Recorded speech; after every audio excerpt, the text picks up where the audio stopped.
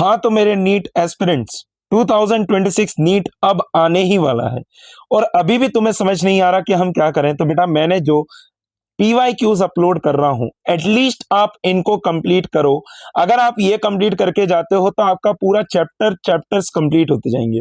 तो उसी सीरीज में मैं आज आप लोगों के लिए लेके आया हूं एटम्स एंड न्यूक्लियाई के 15 ऐसे PYQ जो कि अगर आप कर लेते हैं तो बेटा मेरी गारंटी है ये चैप्टर आपका अच्छे से कंप्लीट हो जाएगा। तो क्या आप लोग तैयार हैं? बेटा सारे क्वेश्चन को पॉज करना, सॉल्व करना और आंसर चेक करना। अगर अगर मान लो आंसर नहीं आता है तो आप वीडियो सॉल्यूशन देखना, otherwise skip that question and move to the next question. ठीक है बेटा। एंड ऑल्सो जो लोग चैनल पे फर्स्ट टाइम आ रहे हैं बेटा वो चैनल को सब्सक्राइब जरूर करना। ठीक है, स्टार्ट करते हैं without any time waste with the first question. देखो क्या दे रखा है बेटा, फर्स्ट क्वेश्चन नीट 2025 से आ रहा है हमारे पास। देखो, a particle m is moving around the origin with a constant force F pulling it towards the origin. Okay.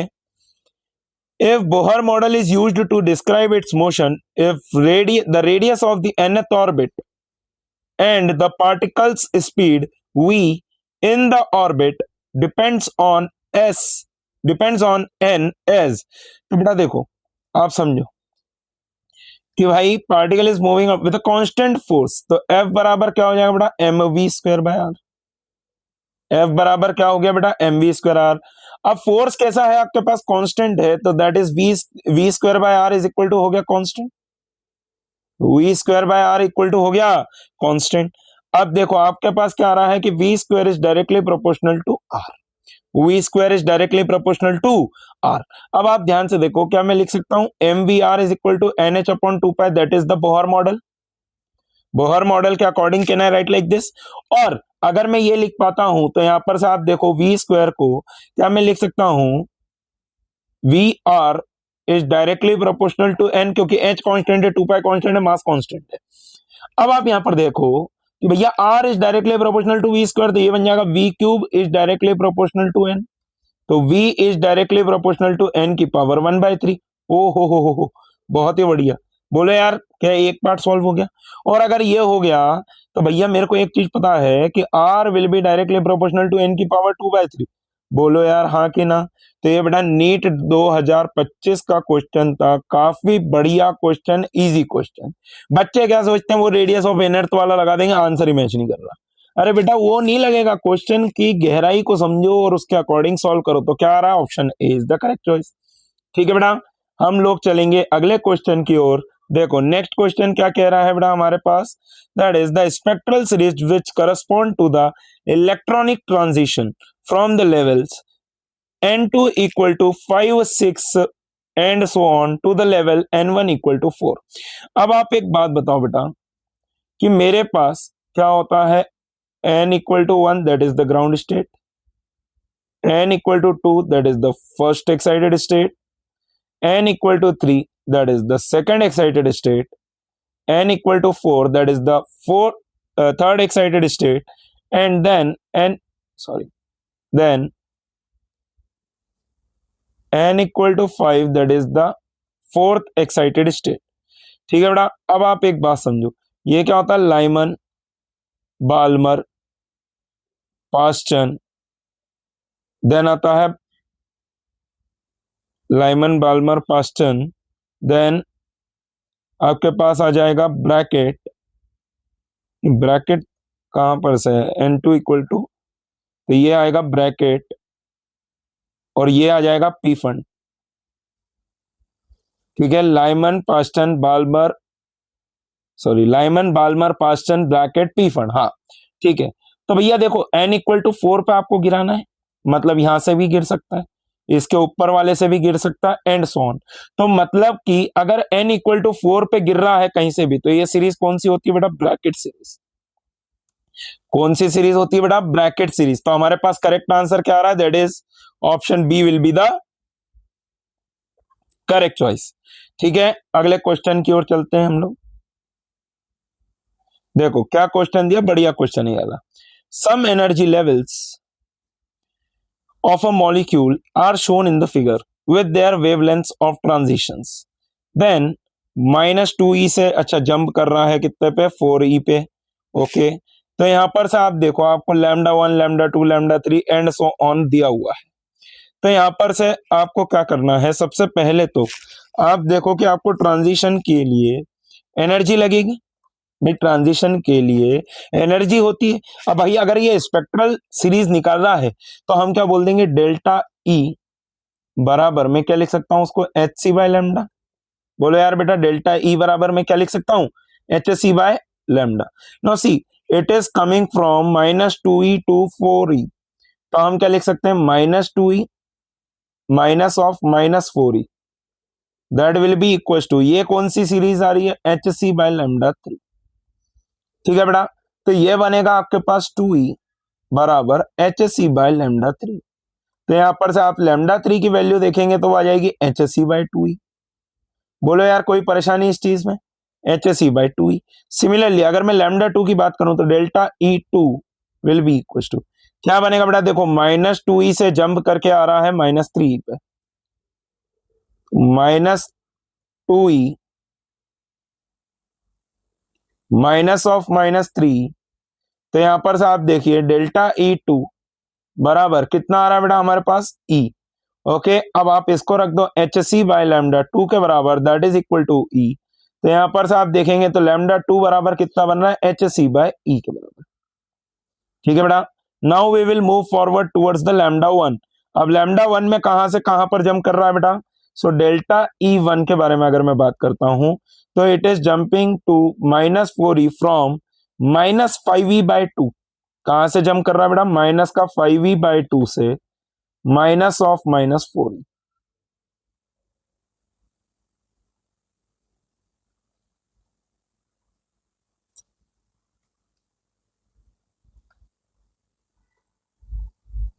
Minus का 5e by 2 minus of -4e। तो यहां पर से आप देखिए डेल्टा ई 1 को आप लिख देंगे h c by lambda 1, that is equal to, ये कितना बन जाएगा, 3e बाय 2 के बराबर। भाई लैम्डा 1 इसको अगर मैं सॉल्व करूंगा तो ये बन जाएगा 3e बाय 2। तो लैम्डा 1 बराबर कितना आ रहा है, 2hc बाय 3e। कितना आ गया बेटा, 2hc बाय 3e। अब देखो लैम्डा 1 आ गया, लैम्डा 2 आ गया, लैम्डा 3 आ गया मेरे पास। तो अब हमें कंपेयर करना है, ठीक है, कंपेयर करना है हमें। तो लैम्डा 3 बराबर लैम्डा 3 2 टाइम्स ऑफ लैम्डा 3 बराबर कितना आ रहा है, लैम्डा 2। ये तो मैं गारंटी यहां से ही कह सकता हूं बेटा, देखो जरा ध्यान से, 2 टाइम्स ऑफ लैम्डा 3 बराबर कितना आ रहा है, लैम्डा 2 आ रहा है। अच्छा, अब एक और चीज को आप समझो बात को ध्यान से कि भैया ये लैम्डा 2 जो है वो क्या होगा, अब लैम्डा 1 और लैम्डा 2 में हमको कंपैरिजन करना है। तो बेटा आप एक बात समझो, लैम्डा 1 जो आ रहा है वो क्या आ रहा है, छोटा आ रहा है लैम्डा 2 से, क्योंकि यहां पर देखो 1 है और यहां पर आ रहा है 2/3। तो lambda 1 will be less than lambda 2। तो हमारे पास करेक्ट आंसर क्या आ रहा है बेटा इस क्वेश्चन के लिए, that is option D will be the correct choice. ठीक है बेटा, समझ में आ रहा है, सबको मजा आ रहा है। ये वाला क्वेश्चन कितने लोग कर पाए थे बेटा, मुझे बताएंगे। ठीक है, कमेंट जरूर करना आपको मजा आया कि नहीं आया सेशन में। देखो नेक्स्ट क्वेश्चन की ओर चलते हैं। Match list 1 with the list 2। List 1 spectral lines of hydrogen atom for transitions और वेवलेंथ्स वी हैव गिवन।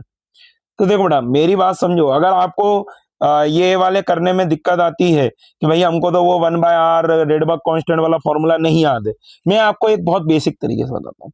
देखो एनर्जी में जंप देखो आप, तो n इक्वल टू 1 पे जंप कर रहा है, तो एनर्जी ऑफ दी 1, तो अगर मैं निकालूंगा तो ये कितना बन जाएगा, माइनस का 13.6 अपॉन में 2 का स्क्वायर। तो ये यहाँ पर से आप देखो E1 बराबर कितना बनेगा, माइनस का दिस इज 3.4 इलेक्ट्रॉन वोल्ट। क्या बन जाएगा बेटा, माइनस का 3.4 इलेक्ट्रॉन वोल्ट। अब आप देखो कहां पर से जंप कर रहा है, in the A case. A case में E2 जो है वो कितना आ रहा है बेटा, माइनस का 13.6 अपॉन में क्या बन रहा है हमारे पास, 3 का square that is 9 in the electron volt. तो यहां पर से आप देखो E2 बराबर कितना आ रहा, माइनस का 1.4 नहीं 1.51 इलेक्ट्रॉन वोल्ट। ठीक है, अब देखो मेरे को पहले वाले में निकालना पड़ेगा कि एनर्जी का कितना डेविएशन आ रहा है।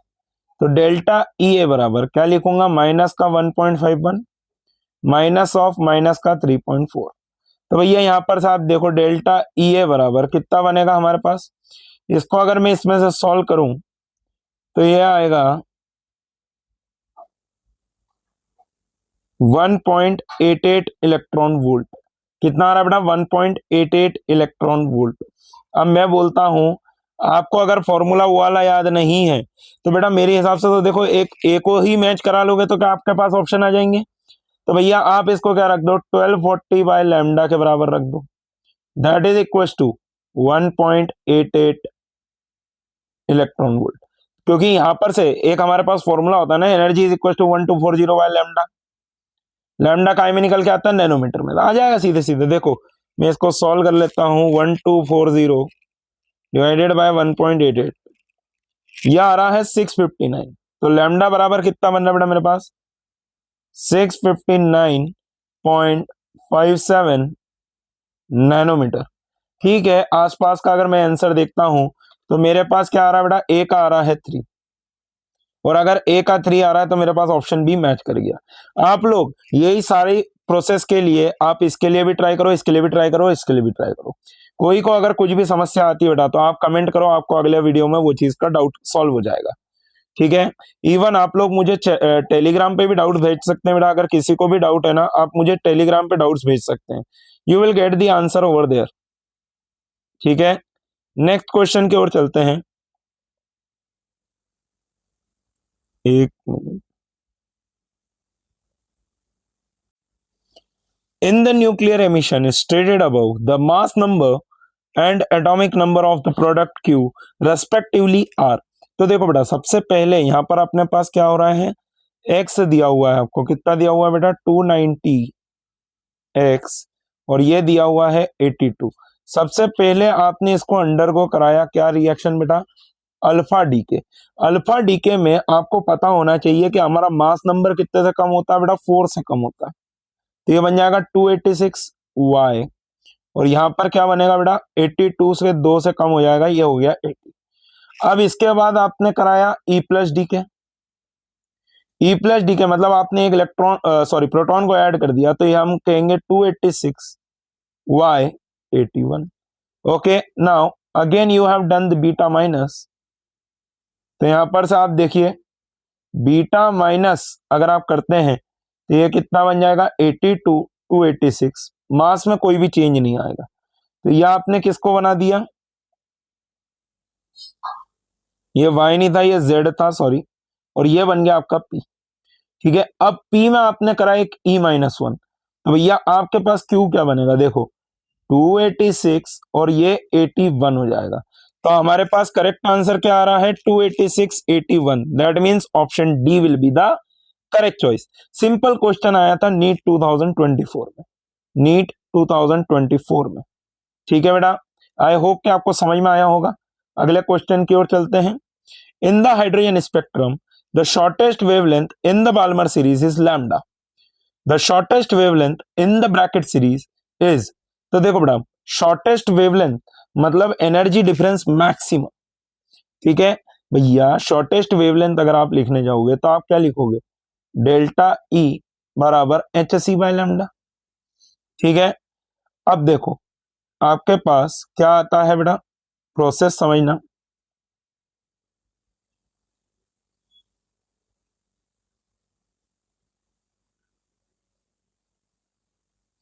देखो ये मैंने बोल दिया n equal to 1, n equal to 2, n equal to 3, n equal to 4, n equal to 5। ठीक है बेटा, अरे यार ये हो गया n equal to 1, n equal to 2, n equal to 3, n equal to 4, और this is n equal to 5, है ना बेटा। अब आप समझो कि जब आप बाल्मर सीरीज की बात कर रहे हो तो शॉर्टेस्ट वेवलेंथ कब आएगी, कि जब ये इंफिनिटी से आके, क्योंकि एनर्जी मैक्सिमम चाहिए, इंफिनिटी से आके कितने पे एंड हो जाए, 2 पे। तो भैया देखो इन्फिनिटी पे एनर्जी 0, तो डेल्टा ई बराबर कितना आ जाएगा आपके पास, 13.6 अपॉन में 2 का स्क्वायर दैट इज 4। तो डेल्टा ई बराबर कितना आ रहा बेटा आपके पास, 13.6 अपॉन 4 पे छोड़ दो यार, इसको मैं लिख सकता हूं HC बाय लैम्डा के बराबर। तो यहां पर से आप देखेंगे लैम्डा बराबर कितना बन रहा है 4HC बाय 13.6। ओके, अब आपको जो आंसर दिए हुए थे बेटा उसमें क्या क्या दिए हुए थे सुनो, 4 lambda, then 9 lambda, then 16 lambda and 2 lambda, ऐसा आपको आंसर दिए हुए थे। अब आप देखो ये क्या होता है, Lyman Balmer, then this one is Paschen, then this is Brackett, this is Brackett. तो ब्रैकेट मतलब कि n इक्वल टू 4 पे गिरना चाहिए इन्फिनिटी से। तो अगर n इक्वल टू 4 पे गिरेगा तो डेल्टा E बराबर कितना आ जाएगा बेटा, 13.6 अपॉन में 4 का स्क्वायर दैट इज 16। अब इसको आपने रखा है HC बाय लैम्डा डैश के बराबर, so that will be equal to 13.6 upon में 16। ठीक है बेटा, तो लैम्डा डैश बराबर क्या आ रहा है आपके पास, आप देखो यहां पर से आप मैं चाहो तो मतलब रेशियो भी ले लेते हैं, कुछ भी कर लेंगे, इसको मान लो इक्वेशन नंबर 1 दे दो। तो लैम्डा डैश बराबर क्या बन गया बेटा 16HC बाय 13.6, इसको दे दो इक्वेशन नंबर 2। अब मैंने बोला कि आप यहां पर से क्या कर दो 1 डिवाइडेड बाय 2 कर दो, सॉरी 2 डिवाइडेड बाय 1 कर दो। तो आपके पास क्या बनेगा, लैम्डा डैश बाय लैम्डा बराबर क्या हो जाएगा 16HC बाय 13.6 इंटू में 13.6 अपॉन में 4HC। ठीक है, तो 13.6 से 13.6 काटा, HC से HC काट दो, तो लैम्डा डैश बराबर कितना आ रहा है बेटा हमारे पास 4 लैम्डा। लैम्डा डैश बराबर कितना आ रहा है बेटा हमारे पास 4 lambda, that is option A was the correct choice. बोलो यार क्या बढ़िया क्वेश्चन था कि नहीं है। अगले क्वेश्चन की ओर चलते हैं। देखो, the radius of the inner most orbit of the hydrogen atom is, मतलब आर नॉट आपको दिया हुआ है बेटा, आर नॉट कितना दिया हुआ है 5.3 इंटू 10 की पावर -11। ठीक है, आर नॉट आपको कितना दिया हुआ है 5.3 इंटू 10 की power -11। What is the radius of the third allowed orbit of hydrogen atom is. तो बेटा आप देखो कि आपके पास रेडियस का फॉर्मूला होता है r n is equal to r naught n square by z. ठीक है, ये आपके पास फॉर्मूला होता है r naught n square by Z.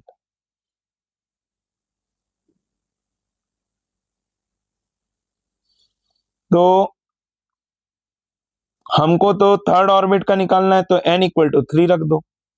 Are not कितना बेटा 5.3 इंटू 10 की पावर -11 इंटू में n स्क्वायर दैट इज 3 का स्क्वायर मतलब कि 9, और z कितना हो जाएगा बेटा एटॉमिक नंबर 1 हो जाएगा, हाइड्रोजन एटम है, समझ में आ रहा है। तो R3 बराबर आप क्या लिख देंगे 9 3 या 27, 2 कैरी ओवर 47.7 इंटू 10 की power -11।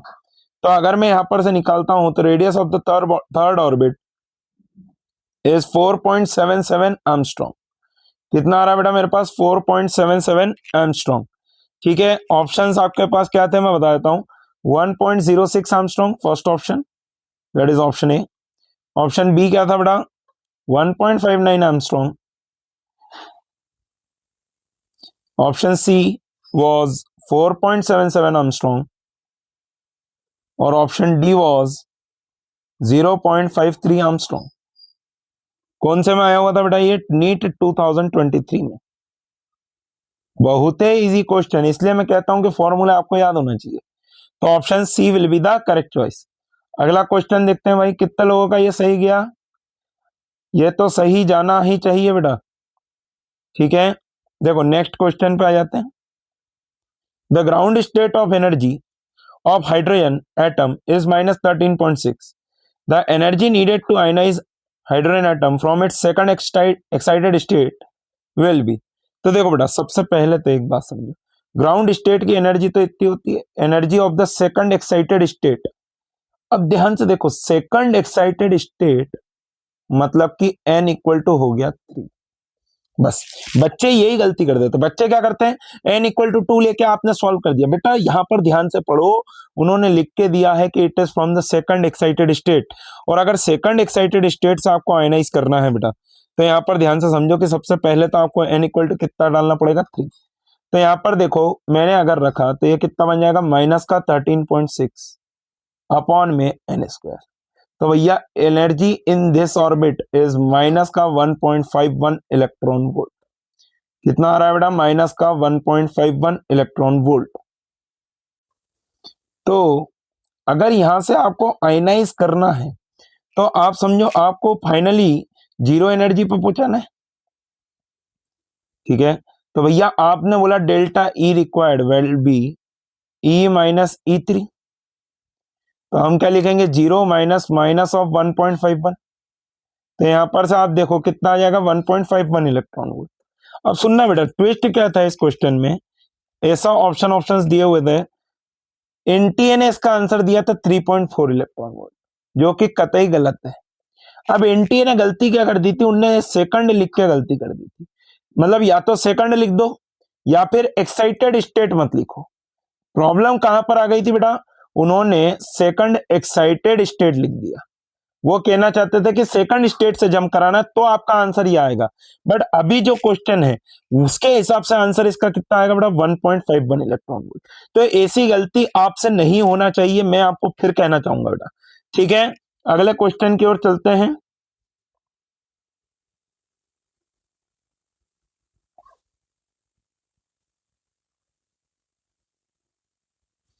The angular momentum of an electron moving in an orbit of hydrogen atom is 1.5 h by pi.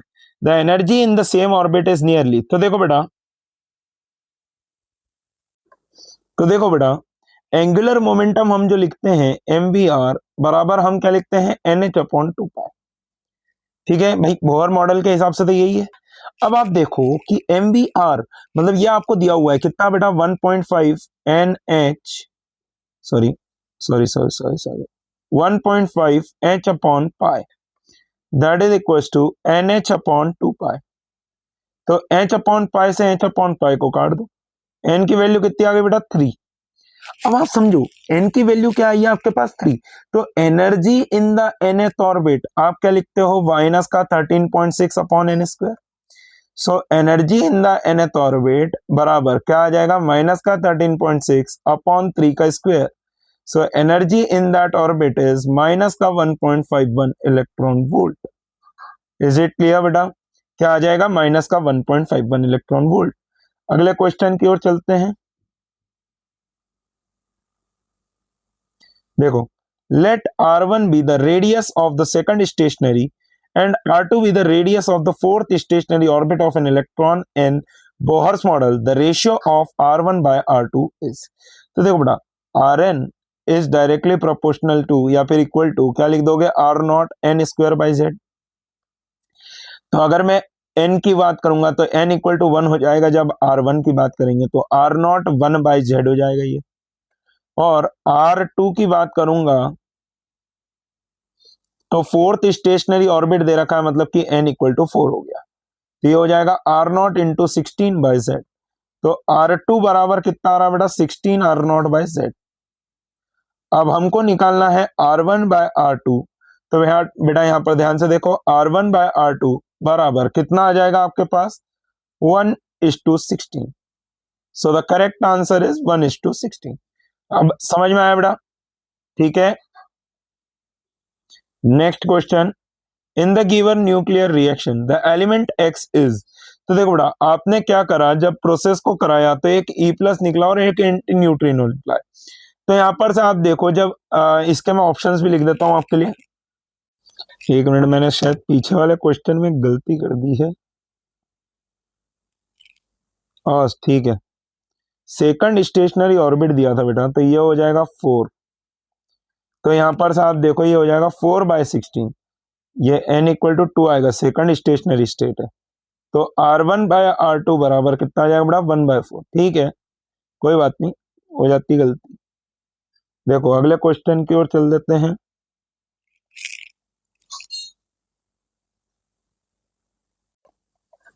देखो मैं बताऊं, ऑप्शन से बहुत इजीली सॉल्व हो सकता है ये क्वेश्चन, अगर आपको कुछ भी नहीं आता हो तो भी। Na2311, बी ऑप्शन Ne2310, सी 10 any 22। अच्छा, डी ऑप्शन mg 10 22। अब एक बात बताओ, जब यार ये E प्लस निकाला तो क्या मास में कोई भी चेंज आएगा? मास नंबर में कोई भी चेंज नहीं आएगा, मतलब आपके पास ऑप्शन दो ही बचते हैं, पहले के दो तो गलत हो गए। अब देखो E प्लस निकाला तो मैंने बोला अगर इसका Z था तो भैया 11 बराबर क्या हो जाएगा Z प्लस 1, तो Z बराबर क्या बन जाएगा आपके पास 10। तो हमारे पास आंसर क्या आ रहा है 10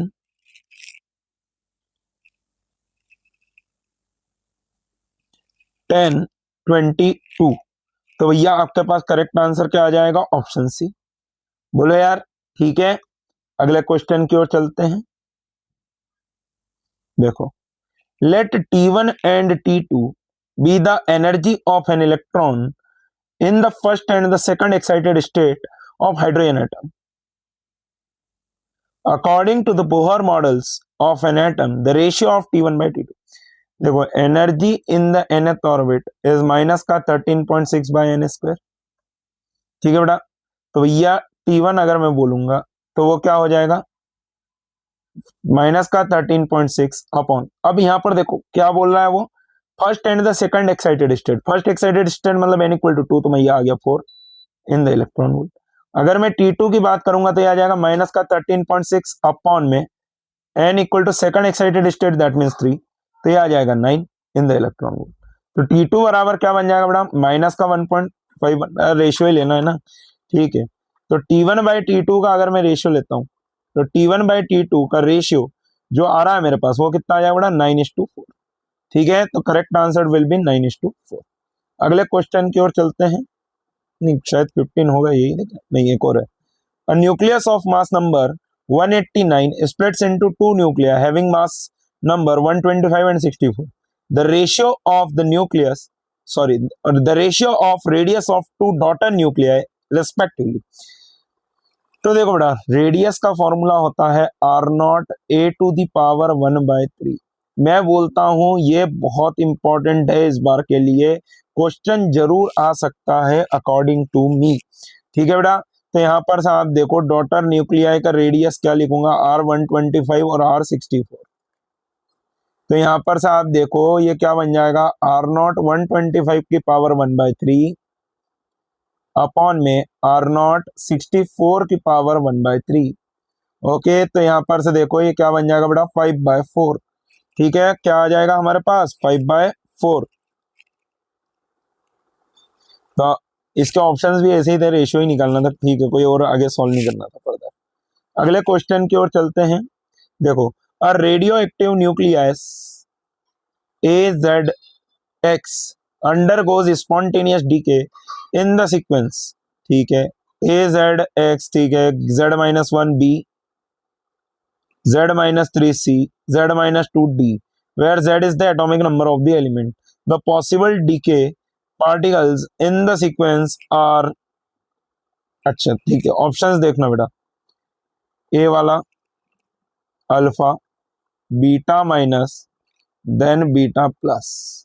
ओके, बी वाला alpha, beta plus, then beta minus. C वाला option beta plus, then alpha और बीटा माइनस। देन डी वाला ऑप्शन क्या दिया है बेटा बीटा माइनस, अल्फा और बीटा प्लस। अब आप एक बात बताओ, पहले वाले में आपके पास क्या हो रहा है एटॉमिक नंबर 1 से कम हो रहा है। अब अगर एटॉमिक नंबर 1 से कम हो रहा है तो पहला ऑप्शन आपके पास क्या बनेगा सीधे सीधे बीटा प्लस डी के। क्या हुआ है आपके पास बीटा प्लस डी के। ठीक है, अब आप समझो एटॉमिक नंबर उसके बाद में कितने से कम हुआ 2 से कम हुआ, तो मतलब यहां पर एक अल्फा डी के हुआ होगा। बोलो यार, अगर एटॉमिक नंबर 1 से चेंज होता है तो आपके पास क्या आता है बेटा बीटा प्लस या फिर बीटा माइनस। अगर कम हो रहा है तो बीटा प्लस, ज्यादा हो रहा है तो बीटा माइनस। तो देखो यहाँ पर 2 से कम हो गया तो ये कौन सा बनेगा अल्फा बनेगा। ठीक है, वैसे तो आंसर आई गया ऑप्शन सी, पर अगर मान लो 2 से कम होता है तो कौन सा बनता है अल्फा बनता है। और फिर देखो Z-3 में आपने क्या कर देंगे एक ऐड कर देंगे तो आपके पास क्या आता है Z-2, तो ये क्या बनता है बीटा माइनस। बोलो यार, तो क्या आ रहा है हमारे पास correct answer? That is option C will be the correct choice. I hope कि आपको समझ में आया होगा। बताइए अगले क्वेश्चन की ओर चलते हैं। A nucleus with mass number 240 breaks into two fragments, each of mass number 120. The binding energy per nucleon of unfragmented nuclei is 7.6 mega electron volt, while that of the fragments is 8.5 mega electron volt. ठीक है, okay. The total gain in the binding energy in the process.